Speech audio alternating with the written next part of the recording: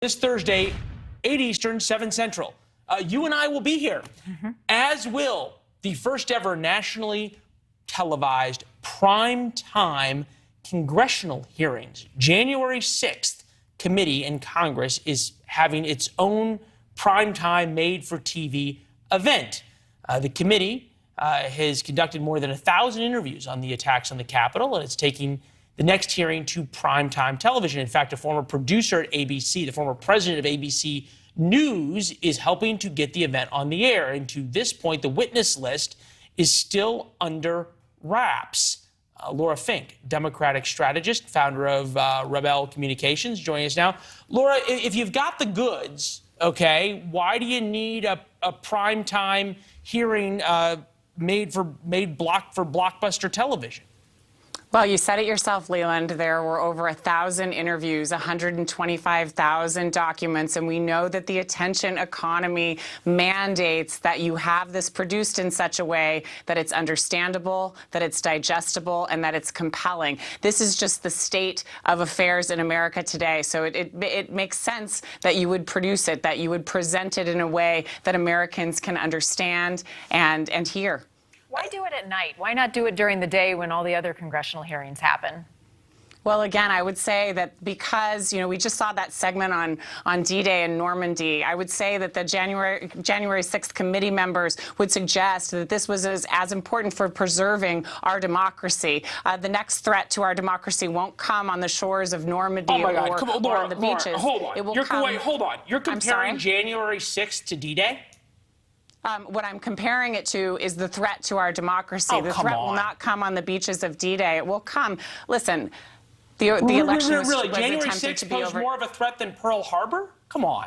No, I didn't say more, sir. What I said was it poses a threat, and that's why putting it in prime time is hardly sending troops into the field. It's simply saying that overturning the election should have consequences, that the truth needs to be known. Republican Liz Cheney talked about a vast conspiracy and that the evidence was strong. She called the results and the findings hold on. I chilling. understand what Liz Cheney said. This is what James Goldstone, who's the president of ABC, he wants to make it raw enough so that skeptical journalists will find material fresh, chew over disclosures in the future. This is from my good friend Mike Allen over at Axios. Why it matters. I'm told that Goldstone is busily producing Thursday's 8 p.m. hearing as if it were a blockbuster investigative special. This doesn't sound like a hearing. This sounds like a primetime TV special, almost like an infomercial or the DNC or RNC convention. I mean, he was the head of ABC News. He wasn't Dr. Oz producing infomercials. I would say that's a little bit of a far-right position in terms of an attack on the 6 I don't think it's a far-right position. I'm unclear as to how you have a news executive hired by a partisan committee. Doesn't seem right. It's a bipartisan committee. I believe Liz Cheney and Adam Kinzinger might disagree with you there, but it sounds like you have a pretty strong position. No, I don't have a position. I'm just questioning. I'm questioning. I don't think, and there were a number of Republicans who weren't allowed to be on the committee.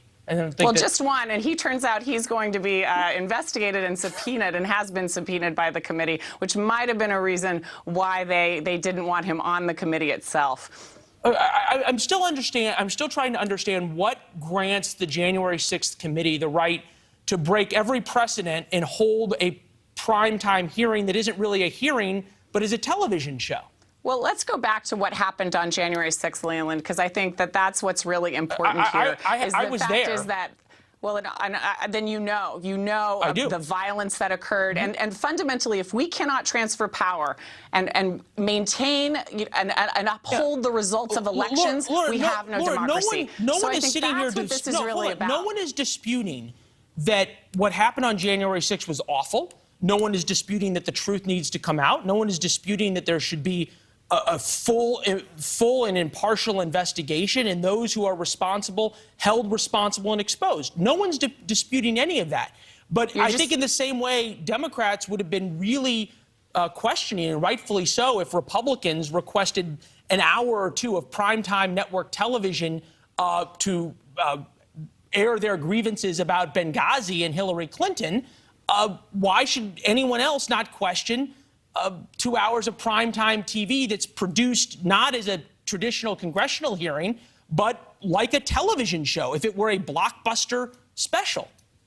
Well, I think it was a blockbuster event that occurred on January 6th, and I think if it deserves anything, it deserves probably more than hours of primetime television, although it might interrupt with basketball fans, but it's a pretty important, I think it speaks to the importance of this and how the committee members, which are bipartisan, they view it. Who gets to choose the importance of it? Is it the January 6th committee? Is it the executives of the networks? Who is portraying and conveying this importance?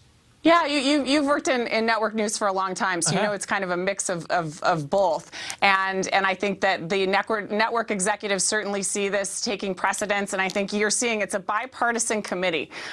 Liz Cheney called it a moral test of the Republican Party to see if they put democracy above and patriotism above party. It is stunning to me, at least, Laura, that somehow Liz Cheney has now become the moral authority for Democrats these days. But that's a conversation for next time. I mean, Laura, I'm just quoting her, but it's interesting that you're kind of hardline against what January 6th is doing, because you're coming at me pretty hard about this.